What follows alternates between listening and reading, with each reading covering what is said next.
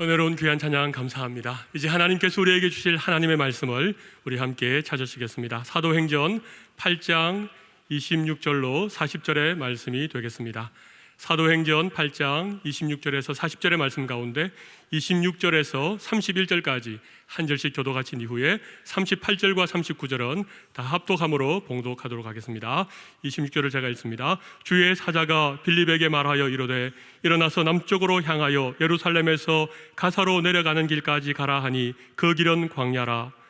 일어나 가서 보니 에디오피아 사람 곧 에디오피아와 여왕 간다게의 모든 국고를 맡은 관리인 내시가 예배하러 예루살렘에 왔다가 돌아가는데 수레를 타고 선지자 이사야의 글을 읽더라. 성령이 빌립더러 이르시되 이 수레로 가까이 나아가라 하시거늘 빌립이 달려가서 선지자 이사야의 글 읽는 것을 듣고 말하되 읽는 것을 깨닫느냐 대답하되 지도해 주는 사람이 없으니 어찌 깨달을 수 있느냐 하고 빌립을 청하여 수레에 올라 같이 앉으라 하니라. 38절 39절 같이 읽습니다. 이에 명하여 수레를 멈추고 빌립과 내시가 둘 다 물에 내려가 빌립이 세례를 베풀고 둘이 물에서 올라올새 주의 영이 빌립을 이끌어 간지라. 내시는 기쁘게 길을 가므로 그를 다시 보지 못하니라. 아멘. 할렐루야. 오늘부터 가을 사역이 시작이 됩니다. 오늘 말씀을 통해서 사랑의 교회 가을 사역의 청사진이 확보되기를 소망합니다. 그리고 이 말씀이 여러분들 한 사람 한 사람 이 말씀을 통해 영적 마중물이라는 거 아시죠? 마중물은 얼마 안 되지만 그걸 통해서 물을 부으면 많은 물이 뿜어져 나오는 것처럼 오늘 이 예배를 통해서 우리가 말씀 받아 평범에서 비범이라는 주께서 미리 예비하신 이 말씀을 각자가 받아 모두가 다 교회와 공동체와 우리 자신과 시대를 향한 영적 마중물이 되기를 원합니다. 본문의 배경은 사도행전 8장의 본문의 배경은 사도행전 2장에서 불과 바람과 그 다음 각종 방언을 통하여 성령의 역사가 일어났습니다. 불은 정화를 시키는 것이고 바람은 변화의 역사이고 각종 방언은 소통을 의미하는 것입니다. 그래서 예루살렘 교회가 폭발적으로 부흥을 했습니다. 부흥을 하면 사람들이 대체적인 경향이 뭐냐면 안주하려는 경향이 있어요. 안주하다 보면 내부 폭발이 되는 거예요. 예루살렘 교회에 원체났던 아나니아와 삽비라와 같은 그런 참 성령을 쏘기는 일이 일어났고, 또 헬라파 과부들과 히브리파 과부들이 구제 문제 때문에 공동체가 갈등을 일으켰습니다. 이 문제를 어떻게 해결합니까? 사도행전의 저자인 누가는 한결같이 집중하는 것이 뭐냐? 오직 성령이 너에게 임하시면, 불과 바람과 소통의 역사가 일어나면 너희가 권능을 받고 예루살렘과 온 유대와 사마리아와 땅끝까지 내 증인이 되리라 하시니라. 증인의 삶을 강조하는 거예요. 아니, 나는 목사님 신앙도 약하고 지금 내가 무슨 증인의 삶을 살고 내 몸 하나 가누기도 힘든데 이게 뭐가 어떻게 되는 겁니까? 여러분 그렇게 질문할 분 있을지 모르는데 문제는 이거예요. 여러분이 신앙을 오래 했든 아니면 금방 신앙생활을 했든 상관이 없이 복음을 받아들이고 나면 모두가 다 예수님의 증인으로 준비가 되어가는 것이에요. 아무리 이것은 많이 강조하고 또 반복한다 할지라도 이 중요성은 간과될 수가 없어요. 우리가 이 땅에서 살아가는 이유는 두 가지예요. 첫째는 천국 시민으로서 우리가 준비되는 것이에요.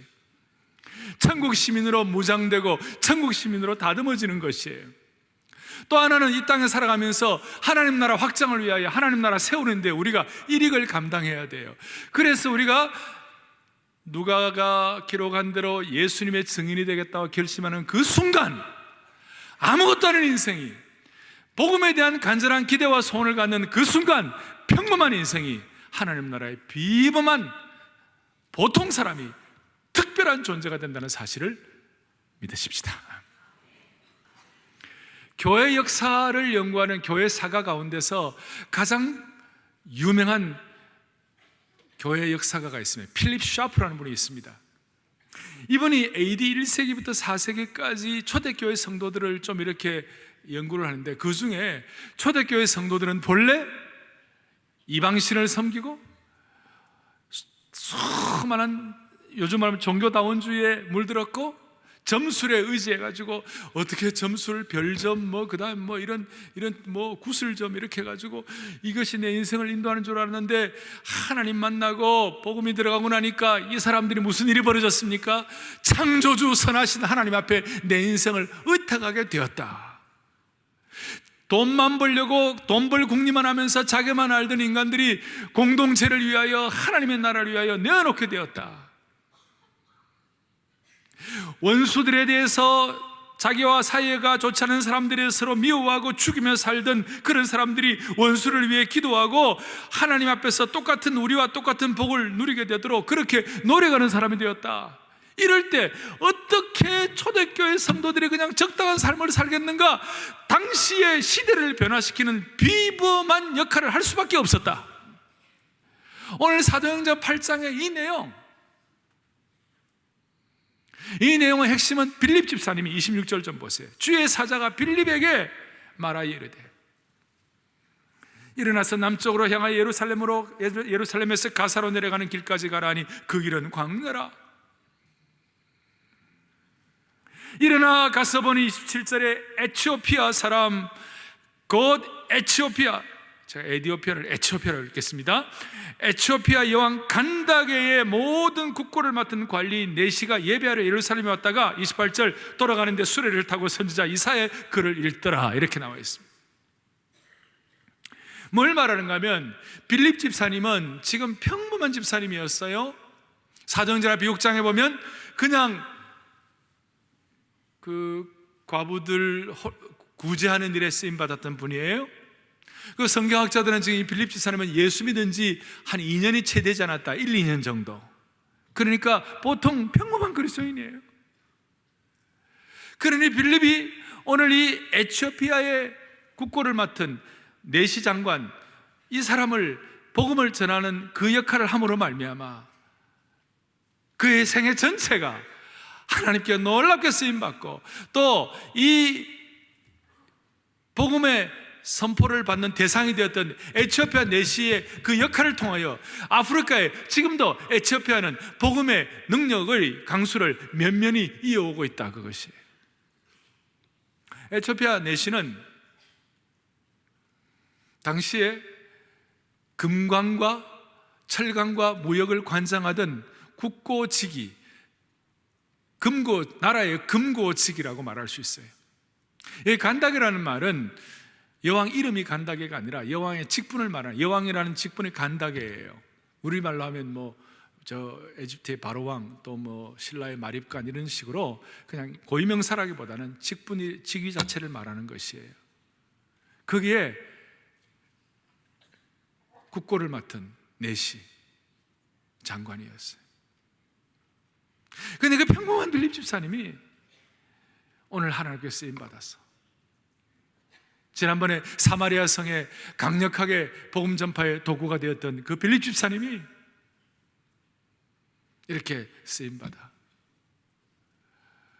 이제 하나하나 살펴볼 터인데 하나님께서 그를 통해 일하시는 것 가지고 지난 우리 봄에 에티오피아에서 온 아프리카에서도 가장 큰 교단 중에 하나인 에티오피아 교단 EKHC 800만 명이 그리스도인이 모인 그 교단의 대표가 오셔가지고 우리와 같이 제자훈련에 대한 꿈을 같이 나누고 하나님 나라를 위하여 쓰임받고 같이 우리가 MOU를 하고 같이 작성을 하고, 지금 아프리카는 이슬람의 전방위적인 공격 때문에 온통 이슬람화 되어가는 그 상황 가운데서도 에티오피아는 그나마 복음으로 선방하는 그런 나라가 될 수 있는 이유가 바로 오늘 이 사건의 결실을 통하여 나타난 하나의 역사다.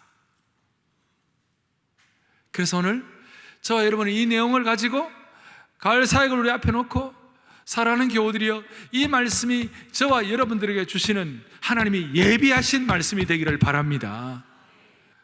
대단한 사람이 아니었습니다. 빌립은 마치 베드로가 대단한 사람이 아니었는데 고기 잡는 어부에서 사람 낚는 어부로 비범하게 올라가듯이 하나님 나라 메시아닉 킹덤, 하나님 나라 왕국에 가장 강력하게 쓰임받았던 다윗도 그저 식구 많은 집안의 막내, 또 그렇게 내세울 수 없는 목동, 그 정도인데도 불구하고 하나님 나라의 가장 강력한 그런 도구가 될 수 있던 이유가 무엇일까? 오늘 빌립 집사님 하나님 쓰셨던 이유가 무엇일까? 가을 사역을 앞에 놓고 개인과 교회를 향한 주님의 세밀한 음성, 영적 통찰력이 저와 여러분에게 주어지기를 원합니다.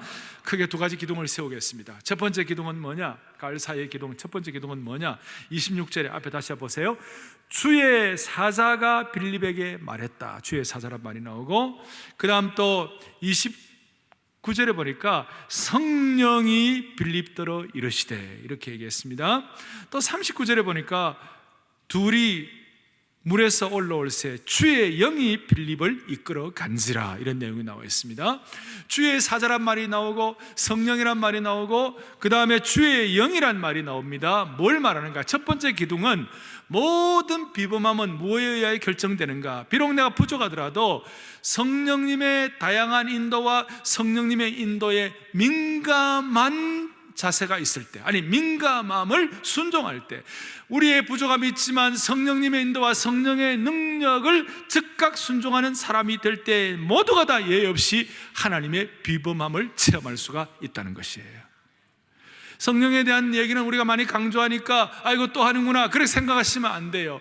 이 빌립은 이 순간 성령의 충만한 열매를 맺고 있었습니다. 이 순간 빌립은 그의 마음이 하나님을 찬양하고 하나님을 예배하는 것입니다. 사마리아 성에 하나님께서 부흥의 역사를 물붓듯 부어주실 때 그것이 너무 감사해서, 지난번에 사마리아 성에서 강력한 하나님의 도구로 쓰임받았다는 것이 너무 감사해서 하나님을 찬양하고 하나님을 예배하고 하나님께 감사하는 그 영적인 안테나가, 영적인 레이더가 고추 세워져 있어가지고 성령님의 다양한 인도가 있을 때 하나는 일어나라 그러고 하나는 또 뭐 가까이 수레로 가라 그러고 또 하나는 주의 영이 이끌어갈 때 그 순간순간마다 민첩하게 순종하는 빌립이 되었어요. 보세요. 26절에 빌립에게 말하 이르되 일어나서 남쪽으로 가라니까 27절에 당장 일어나 가서 보니라는 말이 나왔어요.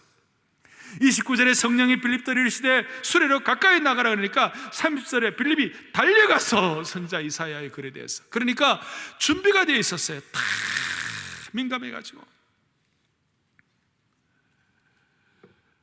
성령의 인도하심에 대한 민감함이 다른 사람에 대한 하나님의 비범한 도구가 되는 것, 이것이 바로 중요한 열쇠가 된다는 것. 아무리 우리가 익숙하게 알고 있다고 하더라도 상관이 없이 오늘 성령님의 인도에 대해서 순종할 마음을 우리 온 성도들에게 주시기를 원하는 것입니다. 여기에서 우리가 한 가지 좀 발전적으로 혹은 좀 더 반전적으로 생각할 것이 있어요. 그것이 뭐냐? 진짜 저와 여러분이 그리스도인이고 하나님의 도구가 되는 사람이라면 무슨 일을 하려고 할 때 성령의 뜻이 확실하지 않으면 고통과 불안이 수반되는 것이에요. 참된 그리스도인이라면 성령의 뜻이 확실하지 않을 때에는 고통과 불안이 있을 수밖에 없어요. 이런 의미에서 성령의 인도와 성령의 뜻을 찾기 위하여 갈등하고 고통하는 것은 나쁜 것이 아니라 좋은 것인 줄로 믿으십시다. 중요한 것은 사랑의 교회와 온 성도들과 제가 이 가을 사역을 앞에 놓고 성령이 주시는 인도에 민감해야 한다는 것입니다. 육신의 생각이 아니라 성령의 생각이 우리를 통제할 수 있도록 은혜 주시기를 원하는 것이고, 육이 영을 통제하는 것이 아니라 영이 영을 통제하도록 축복해 주시기를 바라는 것이에요. 지금 빌립은 성령의 내적 음성에 다양한 인도에 계속적으로 순종을 하고 있습니다. 성령의 인도하심에 대해서 활짝 열려 있었어요. 바로 즉시 순종했어요.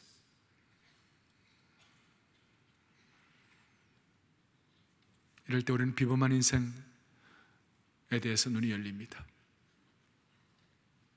그리고 이 성령의 인도는 어떨 때는 우리의 논리와 상식을 초월할 때가 많아요. 요새는 하도 말도 안 되는 일들이 많아가지고 상식을 지키는 교회 참 이상하죠. 상식을 지켜야죠, 교회가. 그렇지만 우리는 상식을 초월하는 성령의 인도에 대해서 민감해야 되는 거예요. 상식이라고 말하면 이방 선교의 아버지가 바울이에요. 근데 바울은 상식으로 생각하면 이방 선교의 아버지 하면 안 돼요. 바울은 정통 유대 신학에 확고하게 뿌리 내렸고, 그리고 그 율법에 대해서는 선생이고 유대인들을 위하여 가장 강력하게 쓰임 받을 수 있는 사람이었는데, 하나님은 그 바울을 이방 선교를 위하여 이방으로 내보내는 거예요. 사도행전 16장에 보면 바울은 이스라엘 사람들을 위하여 애써서 소아시아에 있는 이스라엘 사람들을 위하여 헌신하고 수고자 하는데 성령께서 막았어요. 자기는 애써서 이스라엘 사람들을 위하여 어떻게 해보려고 그랬나, 성령께서 막으시고 이방인들 마게도냐로 가게 하시고 저 유럽 쪽으로 가게 하시는 거예요. 상식을 뛰어넘는 거예요. D.L. 무디라는 사람이 있습니다. 한때 미국의 대각성과 세계 선교에 강력한 포문을 열었던 미국의 스튜던트 발런티어 무브먼트라고 자발적 학생운동, 이런 운동에 참 영적 기초를 세웠던 훌륭한 놀라운 하나님의 사람이었습니다. 그런데 D.L. 무디는 볼품이 없는 사람이었어요. 역사상 그가 가장 위대한 부흥사가 될 것을 예상한 사람은 상식적으로 아무도 없었어요. 그는 무학한 구두수선공 출신이었어요. 겉모습도 그렇게 볼품이 있는 사람이 아니었습니다. 말도 속사포처럼 빨리 하면서 가끔 가다가 말을 더듬기도 하고 떠벌떠벌 저처럼 그렇게 하기도 했어요. 그가 그리스도인이 된 이후에 시카고 거리에서 먼저 어린이들에게 복음을 전하고 전도지를 배포하며 사역을 시작했어요. 요즘처럼 무슨 신학교 정규 교육을 받은 사람도 아니었어요. 그런데 그의 사역은 큰 결실을 맺었고 성령의 역사가 나타났어요. 결국 나중에 복음을 전하러 당대 최고의 지성의 참 영국의 옥스포드까지 가서 복음을 전했어요. 학식이 높고 유명한 영국 목회자들이 옥스포드에 자리 잡고 있었어요. 그의 설교를 듣고 상식을 뛰어넘은 하나님의 놀라운 비범한 무디의 그 능력을, 그의 선포를 듣고 그 지성인들이 다 깨어진 거예요. 무디가 나타나는 곳마다 사람들이 모이기 시작하고 변화가 일어나기 시작했습니다.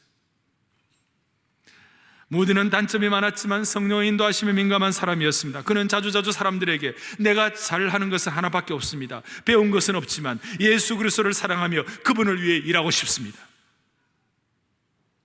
나를 위해, 특히 성령 충만을 위해 기도해 주시기 바랍니다. 그리고 그 무디에게 은혜 받고 변화된 사람들은 밤이든 낮이든 그 독실한 주님의 군사인 무디를 위하여 기도하는 사람들이 많았다는 거예요. 성령에 대한 민감함과 무디의 순종이 평범했던 그의 인생을 비범한 인생으로 바꾸었다는 것이. 청년 시절 저희들이 당시에 원로 목사님들에게 이런 질문을 했습니다. 요새는 말이에요, 이렇게 하나님의 종되는 사람들 가운데 이상한 출신들이 많아요. 막 깡패 출신들이 있고, 그 다음에 막 어디 뭐 하다가 와 갑자기 목사 된다고 그러고 막 이런 사람들이 많은데 그거 좀 너무한 거 아닙니까? 이렇게 물으니까 그 어른 목사님 뭐라고 말씀하시는가? 너희들이 안 하니까.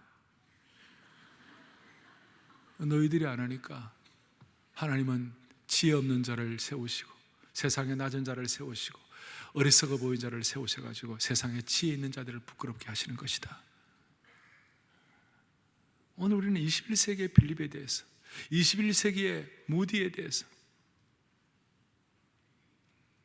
21세기의 베드로에 대해서 마음의 소원을 가져야 돼요. 그러기 위하여 여러분 성령의 인도하심에 대해서 이 자리가 민감한 시간 되기 바랍니다. 100% 성령께서 완전히 우리를 장악해 주시기를 바랍니다. 그리고 우리의 마음의 소원이 뭐냐? 하나님 나라는, 저는 평범한 사람이지만 이 평범이 성령의 인도에 대해서 민감해짐으로 말미암아 하나님의 비범한 도구로 제한 없이 한번 사용하여 주십시오. 이 가운데 많은 젊은이들이 계세요. 젊은이들, 여러분들의 마음속에 불이 좀 붙어올래요. 하늘에 불이 떨어져 가지고 마음속에 하나님 평생 붙잡을 수 있는 이 영적인 불을 받아 영적인 은혜의 깃발을 붙잡고 평생 달려가게 하여 주십시오. 성령의 인도에서 민감한 거예요. 다양한 성령의 인도에 대해서 민감한 하나님의 은혜를 주시기를 원합니다. 두 번째 기둥은 뭐냐? 복음의 진수를 깨닫는 데서 오는 능력입니다. 복음의 진수를 깨닫는 데서 오는 이 능력이 우리의 평범을 비범으로 바꾸는 것입니다. 지금의 에티오피아 내시는 어떤 사람이었는가? 에티오피아 내시가 28절에 그 예루살렘에서 이제 돌아가는데 수레를 타고 선지자 이사야의 글을 읽었다 그랬어요.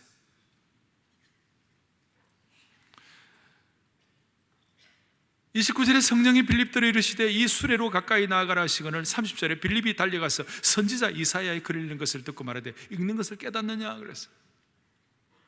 참 저는 이 내시가 대단한 사람이라고 생각해요. 이 사람은 부자였어요. 이 사람은 나라의 국고의 금고지기가 될 정도였으니까 도덕적으로 어느 정도 수준이 안 되면 그렇게 임명이 안 될 거예요. 또한 이 사람은 여러분 집에 가는데 수레 안에서 성경 읽는 사람 대단한 사람 아닙니까? 그 이사야서를 읽는 사람, 헬라어로 읽는 사람 대단한 지성인이에요. 신분이 높고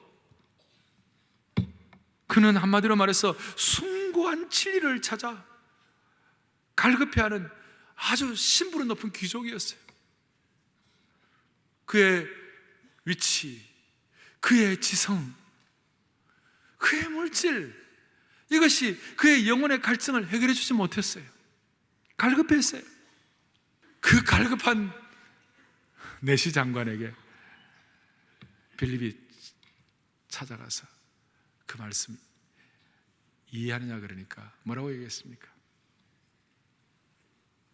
30절에 빌립이 달려가 선지자 이사야의 글 읽는 것을 말하되 읽고 깨닫냐 그러니까 31절 대답하되 지도해 주는 사람이 없으니 어찌 깨달을 수 있겠느냐고 빌립을 청하여 수레에 올라 같이 앉으라 청했어요. 수레가 컸던 것 같아요. 깨닫냐 그래, 못 깨닫냐 그래 그러면서 당신 올라와서 같이 좀 대화하자. 그러면서 이사야 53장 7절 8절 말씀, 이사야 53장 7절 8절 말씀이 다시 오늘 사도행전 8장 32절 33절에 반복이 되어서 기록되어 있어요. 물론 조금 접속사라지 차이는 좀 있어요. 왜냐하면 그것은 구약의 히브리어를 신약의 헬라어로 번역한 것이기 때문에 조금 차이는 있어요. 그런데 이사야 53장 7절 8절의 내용이 여기 반복되는데 사도행전 8장 32절 자 펼쳐보시고 다 펼쳐보시고 32절 33절 또박또박 같이 한번 읽어보겠습니다. 함께요. 읽는 성경 구절은 이것이니 일러스되 그가 도살자에게로 가는 양과 같이 끌려갔고 털 깎는 자 앞에 있는 어린 양이 조용함과 같이 그의 입을 열지 아니하였도다.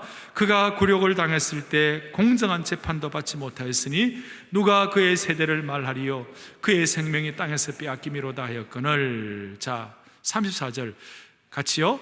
그 내시가 빌립에게 말하되 청컨대 내가 묻노니 선지자가 이 말한 것이 누구를 가리킴이냐 자기를 가리킴이냐 타인을 가리킴이냐. 그러면 35절에 빌립이 입을 열어 이 글에서 시작하여 예수를 가르쳐 복음을 전했다. 여러분 이 32절 33절에 나오는 이사야의 이 말씀이 여기에 도살자로 끌려가는 양이 누구인지, 그 다음 내시가 의문을 가졌던 이 선지자가 누구를 가리킴이냐, 자기를 가리킴이냐 타인을 가리킴이냐. 자기가 누구예요? 이사야를 가리킴이냐 타인을 가리키냐. 누구를 가리키는 거예요? 그러니까 여러분들은 지금 내시보다도 복음을 더 명확하게 깨닫고 있는 거예요. 복음의 진수에 대해서 눈이 열려 있는 것이에요. 이 기록을 의사 누가가 했잖아요. 의사 누가는 누가복음 전체를 통하여 죽임당하신 어린 양, 고난당하신 어린 양, 죄가 없으신데도 불구하고 불의한 자에게 재판받으시는 양, 십자가 형태로 달려 돌아가시면서 고통당하시는 양, 그 예수 그리스도가 신구약 전체를 통하여 우리에게 말씀하시는 메시아이시고 그리스도이시다. 이 그리스도가 들어가는 곳곳마다 치유와 변화와 능력을 통하여 평범이 비범으로 바꿔지는 것이다. 그 내용을 설명을 하는 거예요. 지금 복음의 진수를 설명하는 것이에요. 에티오피아 내시 장관에게 예수님에 대해서 복음을 말하는 것이에요. 빌립이 입을 열어가지고 말하는 것이에요. 그리스도는 구약에서 말하는 구원의 열쇠이고, 이사야 53장을 풀어가지고 예수 그리스도의 생애와 대속적인 죽음과 승리와 부활과 승천을 말씀하시고 이 메시아가 바로 예수 그리스도이심을 설명하고 있는 거예요. 그리고 설명할 때 어느 정도인가, 들어보세요, 들으려면 말고 안 들으려면 그만두고 이렇게 하는 거 아니고 정말 뜨겁게 전력을 투구해서 온몸을 불살라가지고 이 복음을 전하는 거예요. 마치 전쟁터에 나간 병사가 전쟁하면서 극렬한 전쟁 속에서 어떻게 이길 수가 없는 전쟁 속에서 그 전쟁을 극적으로 이기고 난 다음 다시 자기 백성들에게 우리가 이 전쟁을 이겼다고 뛰어가서 전해주고 싶을 때 그 병사의 뜨거운 마음과 똑같이 영적 전쟁 중에 고통하는 하나님의 영혼들에게 빌립은 이 뜨거운 마음을 가지고 복음의 진수를 선포하는 거예요. 오늘 우리 같으면 누가 죽으셨는가? 하나님이신 예수 그리스도가 우리를 위하여 피 흘려 죽으셨다. 할렐루야. 누구를 위해 죽으셨는가? 죄인인 나, 죄인인 오염되고 수치스럽고 고통스러운 죄인이 나를 위해 죽으셨다. 왜 죽으셨는가? 마치 사랑할 자가 나밖에 없는 것처럼 도매금식으로 대충대충이 아니라 마치 사랑할 자가 나밖에 없는 것처럼 육박 접근하셔서 나를 대중으로 대우하지 않으시고 나를 인격적으로 개인적으로 나를 향하여 달려오신 그 예수 그리스도. 이 땅에 있는 모든 종교는 사람이 하나님을 찾는 것이고 사람이 애를 쓰는 것이고 그런 것인데 기독교만이 하나님이 사람을 찾아오신 영광스러운 이 신비한 복음의 능력, 이걸 선포하니까 이 내시가 깜짝 놀라가지고 예수의 이름으로 회개하고 용서받는. 35절에 빌립이 입을 열어 이 글에서 시작하 예수를 가르쳐 복음을 전하니 36절 길 가다가 물이 있는 곳에 이르러 그 내시가 말하되, 내시 장관이 말하되, 보라 물이 있으니 내가 세례를 받음에 무슨 거리낌이 있겠느냐. 이 복음의 진수를 깨닫고 난 다음에 내 과거는 다 passed away, the old things passed away, 내 과거는 이전 것은 지나갔으니 behold the new things have come, 새로운 것이 우리에게 왔구나. 그러니 세례를 받고 싶다. 38절 이에 명하여 수레를 멈추고 빌립과 내시가 둘 다 물에 내려가 빌립이 세례를 베풀고. 37절 없음. 이것은 4번 문제. 이게 우리가 이 성경 오리지널 텍스트 원래 4번이 있어요. 근데 그 4번이 제일 4번 가운데 권위 있는 4번이 있는데 그 권위 있는 4번이 여기 없어요. 그러니까 그걸 여기 또 그냥 편집해가지고 또 끼워놓고 이렇게 안 해요. 하나님 말씀 진리이기 때문에 없으면 없는 대로 없음 그래놨어요. 그게 얼마나 진리예요. 그래서 성경은 꾸밈이 없어요. 진리니까.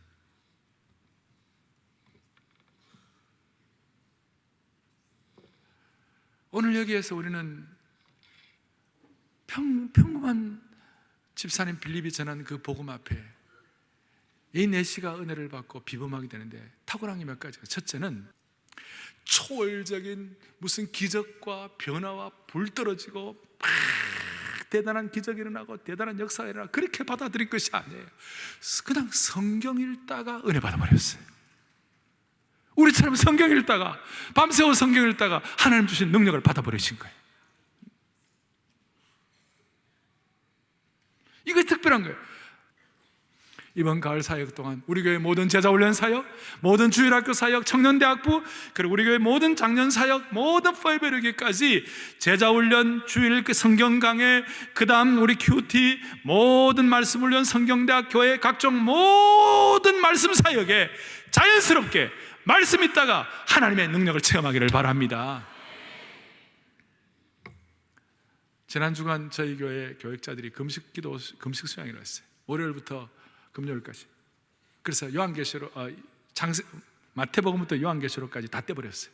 그것도 그냥 눈으로만 읽는 것이 아니라 입을 소리 내가지고 우리가 통독을 하고 이렇게 발성을 하고 이렇게 하면서 우리가 다 하는데, 하나님 이 말씀 읽는 가운데 신약성경 260장인데 이 260장의 모든 참 내용들 가운데 읽는 가운데 우리가 특별히 주시는 말씀에 각자가 있게 해주십시오. 그렇게 하는데 저에게도 읽는 가운데서 말씀의 진수가 확 와닿은 것이 있었어요. 요한복음 16장 20절에 이런 말씀이 있었어요. 같이 읽어보겠습니다. 시작. 너희는 근심하겠으나 너희의 근심이 도리어, 할렐루야, 너희 근심이 도리어 뭐가 된다고요? 기쁨이 된다. 이게 왜 말씀으로 저를 꽉 치는 거예요. 오늘 주일 예배 오신 모든 성도들, 이 땅에 살아가면서 근심하지 않을 수 있어요? 세상에 그렇게 만만해요? 아니잖아요. 세상에 근심 없는 사람 어디 있어요?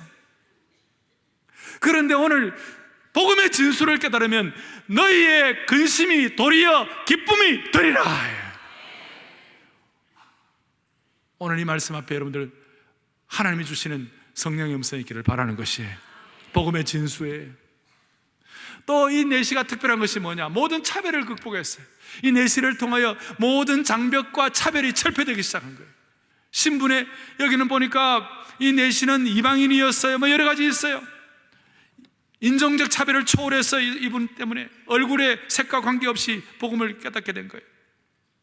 또 이분을 통해서 빈부 차별, 빈부 귀천이 다, 이 사람은 뭐 장관이고 부자고 다 그러지만 부자도 예수 믿는 것이고 가난한 사람도 예수 믿는 것이고 부자도 복음이 필요한 것이고 가난한 사람도 복음의 진수가 깨달아져야 되는 것이고 신분의 차별도 초월하는 것이, 신분이 높은 사람도 복음이 필요하고 정치인도 복음이 필요하고 지성인도 복음이 필요하고 무학한 사람도 복음이 필요하고, 또 복음은 민족 차별도 초월하는 것이, 한국 민족을 핍박한 일본 사람도 복음이 필요하고 우리에게 총을 겨누고 있는 북한 사람도 복음이 필요하고. 그래서 존 파이퍼 목사님 같은 분은 뭐라고 얘기하냐, 이 복음은 모든 차별을 깨뜨려버리는 하나님의 다이너마이트다, 그렇게 했어요. 복음은 모든 차별을 깨뜨려버리는 하나님의 다이너마이트다. 근데 죄는 뭐냐? 죄란 것은 차별을 합리화하고 정당화하는 결정적 원인이 된다고 그랬어요. 예를 들어 이런 거예요. 복음은 모든 차별의 추함과 더러움과 해악을 드러내고 꺾어버리는 것이에요. 그런데 이 차별이란 것은 내 중심이 되는 거예요. 내가 중심이 될 때 차별이 생기는 거예요. 내가 적어도 누구보다는 낫다. 차별은 내 중심에서 온다는 것이. 구원은 전적으로 하나님의 선물이라는 은혜가 핵심인데, 이 은혜 의식이 살아있는 곳에는 차별 의식과 비교 의식이 사라지는 것이에요. 그리고 이 복음의 진수가 우리 내적으로 폭발하기 시작하면 차별이 깨어지는 역사가 시작이 되는 것이고 기적이 일어나는 것이고 비범의 역사가 펼쳐지는 것이.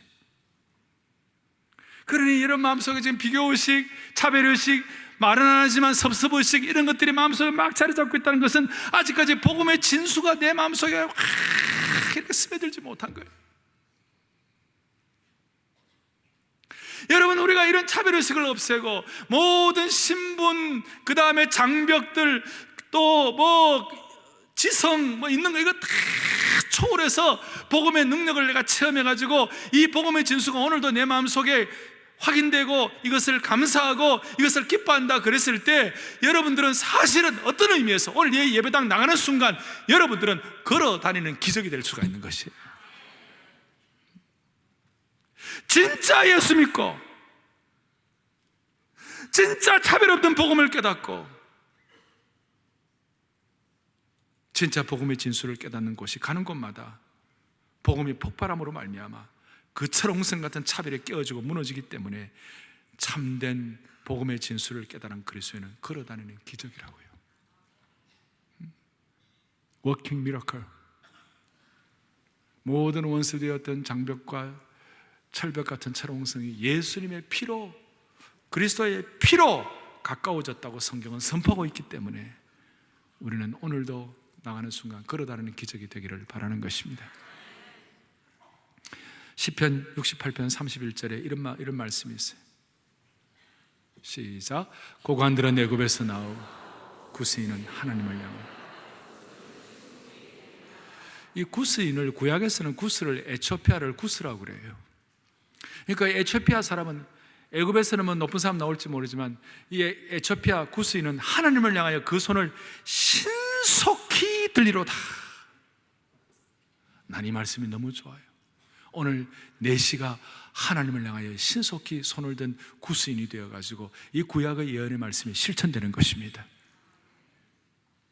사랑하는 교우들이여, 복음의 진수를 깨닫고 우리의 마음속에 조금이라도 누구든지 차별이 생기면 지금 내가 이게 문제구나 이렇게 생각하고 다시 한번 복음의 진수에 들어가기를 바랍니다. 말씀 자체만으로 깨달았고 그 다음에 모든 장벽과 차별들이 철폐되었고 31절에 대답하되 지도해 주는 사람이 없으니 어찌 깨달을 수 있겠느냐 그랬어요. 빌립을 청하여 수레에 올라앉았다고 그랬어요. 좋은 성경교사가 필요해요. 혼자서 깨달을 수 없는 것이 많아요. 그래서 하나님께서는 신약교회를 시작하면서 모든 교회에 두 가지 큰 선물을 주셨어요. 첫째는 무슨 선물이냐? 살아계신 하나님의 말씀을 주셨어요. 그래서 모든 성경은 하나님의 감동으로 된 것으로 교훈과 책망과 바르게 함과 의로 교육하기 유익하니 그 성경을 주신 이유가 이는 하나님의 사람으로 온전케 하며 모든 선한 일을 행하게 온전케 하려 함이니라 주셨어요. 또 하나는 에베소 4장에 보니까 이 초대교회에 한 목사와 교사를 주셔가지고 이 목사와 교사를 통하여 성경을 가르치고 하나님의 말씀을 통하여 하나님의 사람들이 세워지고 하나님의 교회가 세워지는 거예요. 하나님의 사람을 온전케 하며 그리스도의 몸에 세워진다고 말씀했어요. 그러니까 성경을 주신 목적과 좋은 성경 교사를 주신 목적이 동일해요. 요즘은 말씀을 가르치는 목회자나 말씀을 가르치는 주의 백성들이 동일하다. 그러니까 그 초대교회에 주신 두 가지 선물이 지금도 우리에게는 유효한 거예요. 이 가을 사역 동안 모든 다락방, 모든 훈련, 모든 말씀 전하는 이 강단이 하나님 우리에게 주신 허락하신 축복된 말씀을 제대로 가르치고 말씀을 제대로 깨닫게 하는 그런 은총의 통로의 역할을 하기를 바라는 것입니다. 빌립이 그랬다는 것이 지도자가 없으니 내가 어떻게 배우겠느냐. 그런데 하나님께서는 아니야, 빌립이 지도자 노릇을 할 수 있는 것이에요. 여러분들이 이런 좋은 교사 만났으면 좋겠어요. 그리고 이 좋은 교사의 역할이 여러분들이 되었으면 좋겠어요. 그렇게 하니까 그 결과 무슨 일이 벌어요? 자, 첫 번째 기둥 성령님의 다양한 인도에 민감한 것, 두 번째는 복음의 진술을 통한 능력을 회복하는 것, 그리고 그 결과 무슨 일이 벌어지는가? 39절에 둘이 물에서 올라올새 주의 영이 빌립을 이끌어간지라 내시가 기쁘게 길을 감으로 그를 다시 보지 못하니라. 갑자기 이 사명을 마치고 빌립은 40절에 있는 것처럼 아소도에 가버렸어요. 뭐 그 과정은 전 잘 모르겠어요. 가버렸는데 나와 같이 있던 사람이 어디 갔나? 어디 가서 Where are you? 하고 내가 당신을 만나기를 원한다고 막 사모하고 쫓아다니는 것이 아니라 갈 사람은 가고 나는 기쁜 거예요. 나는 제가 아니고 내시가 기쁜 거예요. 이 내시 장관이 너무 기쁜 거예요. 왜 이렇게 기뻐요? 이유는 딱 하나예요. 진리를 깨달으면 기뻐하는 것이에요. 진리를 진짜 깨달으면 기쁨이 샘솟는 것이에요. 이 기쁨을 막을 사람이 없는 것이에요. 이 원천적인 기쁨이에요.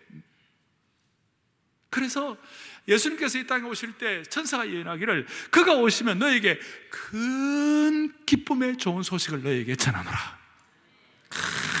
이 복음의 진수와 기쁨은 이 땅에 있는 것이에요. 뭐 이거 또 얘기하나? 그거 아니에요. 오늘 이 기쁨, 우리의 기쁨 깃발이 있습니다만은 그렇게 한 이유가 뭐예요? 여러분, 이 복음의 진수를 잊지 말자는 것이에요. 기쁨이 뿜어져 나오게 되어 있어요. 복음을 깨달은 기쁨이에요. 다윗은 이것 때문에 범죄하고 난 다음에 제일 고민한 것이 주여 내게 구원의 기쁨을 상실하지 말게 해달라고. 복음의 기쁨을 상실하게 말게 해달라고.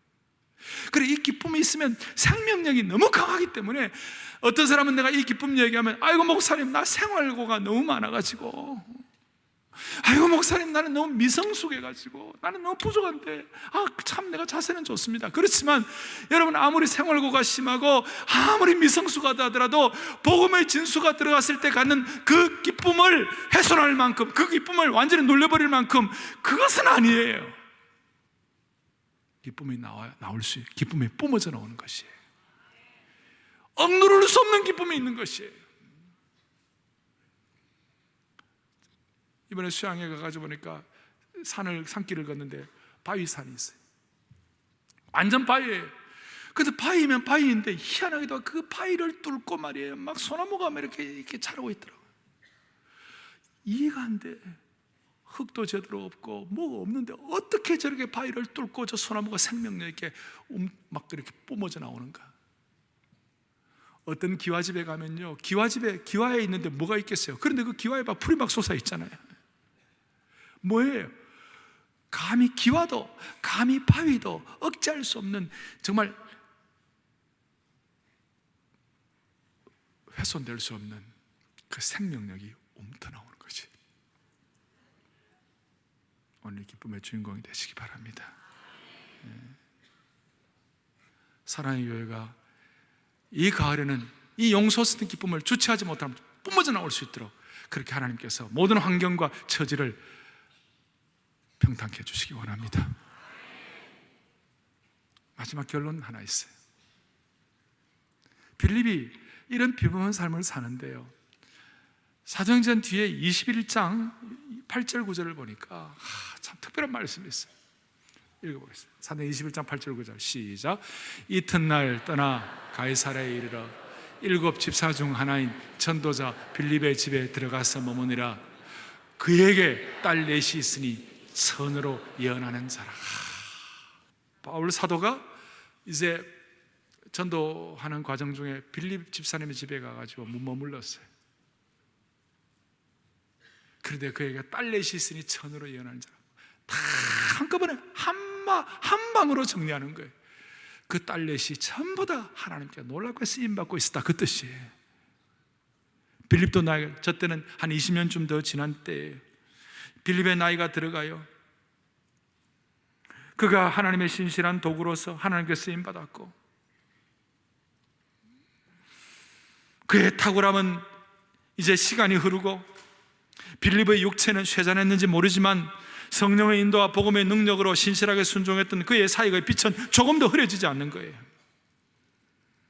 세월이 흘러도 여전히 성령님 복음의 능력 있는 말씀, 기쁨의 공동체의 일원이 돼가지고 사람들과의 영적 교제 가운데서 바울 사도와 교제하고 하나님의 백성들과 교제하고 그 딸들이 믿음의 세대를 계승하는 거예요. 나는 너무 좋은 거예요. 한평생 비범한 인생이에요. 시편 92편 14절에 이런 말씀이 있어요. 시작. 그는 늙어도 여전히 결실하며 진액이 풍족하고 빛이 청성하니 아멘. 우리는 한 번밖에 없는 인생을 살고 이 가을도 우리에게는 한 번밖에 오지 않습니다. 오직 한 번뿐인 인생 속히 지나갑니다. 그런데 우리 마음속에 소원하십시다. 복음의 성령의 인도함에 민감하고 복음의 진수에 우리의 삶이 드려져서 우리 모두가 다 하나님 앞에서 비범한 삶의 기쁨을 누리는 공동체가 되기를 원합니다. 옛날에는 기적이 상식이 되는 교회에 이런 말을 많이 썼어요. 그런데 우리는 기쁨이 일상이 된 교회가 되었으면 좋겠습니다. 기쁨이 일상이 되고, 그리고 성령의 인도함과 복음의 진수의 능력을 통하여 비범한 삶을 누리는 공동체가 되기를 간절히 소원합니다. 할렐루야. 가슴에 손을 얹겠습니다. 하나님 아버지 감사합니다. 오늘 사도행전 8장의 빌립 집사님을 통하여 하나님이 어떻게 에티오피아 국고직이 그 내시 장관에게 역사하고 그 역사를 통하여 오늘날도 에티오피아가 어떻게 놀랍게 하나님의 복음으로 편만해졌는지, 그리고 우리 모두가 다 평범한 빌립 같지만 하나님의 손에 쓰임받고 하나님의 복음의 능력에 눈이 열리고 기쁨의 강수를 경험하면서 성령의 인도에 대해서 우리 자신이 민감할 때 모두가 다 21세기의 D.L. 무디와 베드로와 빌립 집사님이 되게 주실 줄을 믿습니다. 오늘 이 말로 서로 위로하게 하여 주시옵시고 끝까지 청청하고 결실하고 하나님의 신실한 비범한 인생 되게 하여 주시옵소서. 예수 그리스도 이름 받들어 간절히 기도 올리옵나이다. 아멘.